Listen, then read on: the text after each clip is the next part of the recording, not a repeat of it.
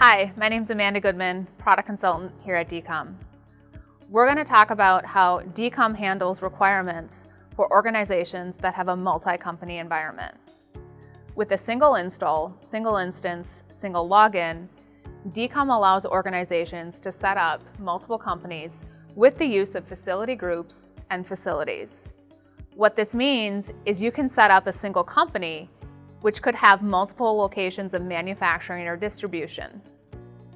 With GL override functionality, Deacom allows the appropriate financial postings to post to the right company based on the account structure that is set up.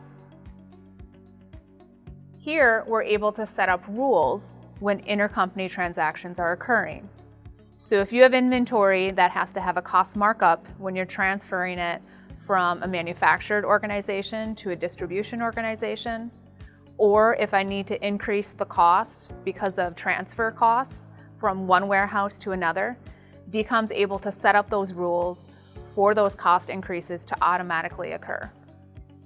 When users are working within Deacom, you are able to set up restrictions in that if they are specific to a particular company or facility, we can restrict what data they have access to and what transactions they can perform by assigning the facility or facility group underneath their user profile.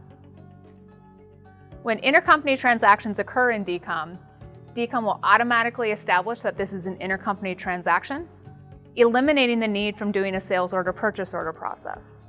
This will automatically then post the eliminations to the financials, again, based on any markups that have been identified between either the two locations or the two different companies. As you can see here within the trial balance, we have those eliminations posting here. From a financial statement perspective then, and based on the account structure, you are able to set up and design financial statements for particular locations or particular companies, as well as designing a consolidated financial statement as a roll-up between either those locations or the multiple companies.